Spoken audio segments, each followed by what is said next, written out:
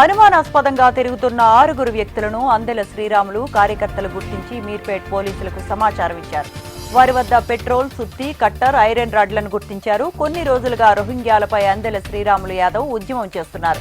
దీంతో ఆయన ఇంటి వద్ద రెక్కీ నిర్వహించినట్లు కార్యకర్తలు ఆందోళన వ్యక్తం చేస్తున్నారు.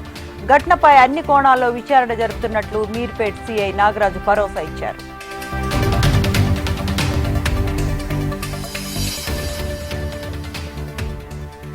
హైదరాబాద్ లింగంపల్లి హైడ్రా కూల్చివేతలు చేపట్టింది. హుడా ట్రేడ్ సెంటర్ దగ్గర నాలాను ఆక్రమించి కట్టిన అక్రమ కట్టడాలను హైడ్రా అధికారులు కూల్చివేశారు.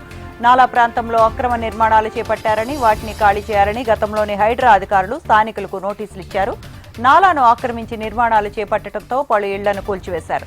నాలాలోకి చొచ్చుకొని అక్రమంగా నిర్మించిన ఇళ్లను నేలమట్టం చేశారు. వర్షాకాలంలో లింగంపల్లి రైల్వే అండర్ బ్రిడ్జ్ కింద ప్రతి సంవత్సరం వరద నీరు వచ్చి చేరటంతో ముంపునకు గురికావడంతో నాలా విస్తరణ పనులకు హైడ్రా చర్యలు చేపట్టారు. సికింద్రాబాద్ లో రోడ్డు ప్రమాదం జరిగింది. కారు నడుపుతూ ఓ వృద్ధుడు బ్రేక్ తొక్కే బదులు ఎక్సిలేటర్ తొక్కడంతో అదుపు తప్పి 2 వీలర్స్ ఆటోలపైకి దూసుకెళ్లాడు. ప్రమాదానికి కారణమైన వృద్ధుడిని పోలీసులు అదుపులోకి తీసుకున్నారు.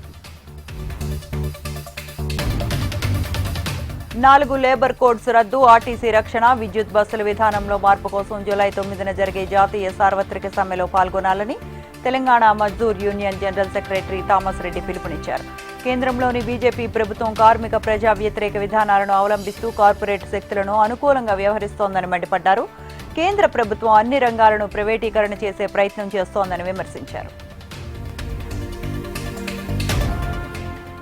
ఆషాఢమాస బోనాల పండుగ సందర్భంగా సప్త మాతృకలకు సప్త బంగారు బోనం కార్యక్రమంలో భాగంగా భాగ్యనగరం బోనాల జాతర ఉమ్మడి దేవాలయాలు ఊరేగింపు కమిటీ అధ్యక్షుడు గోపిశెట్టి రాఘవేంద్ర ఆధ్వర్యంలో హరిబౌలి అక్కన్న మాదన్న మహంకాళి అమ్మవారికి పూజలు నిర్వహించారు. అనంతరం జోగిని అవికాదేవి ఊరేగింపుగా వెళ్లి జూబ్లీస్ పెద్దమ్మ తల్లి అమ్మవారికి బంగారు బోనం సమర్పించారు.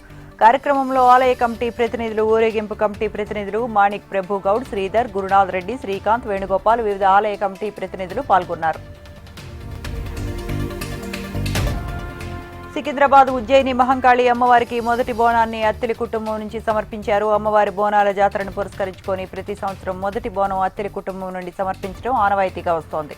అత్తిలి అరుణ శ్రీనివాస్ గౌడ్ ఆధ్వర్యంలో రామ్ గోపాల్పేట్ నుండి ఆలయం వరకు తొలి బోనంను జోగిని శ్యామల తీసుకొచ్చారు. సనత్ నగర్ ఎమ్మెల్యే తలసాని శ్రీనివాస్ యాదవ్ బోనంకు ప్రత్యేక పూజలు నిర్వహించారు.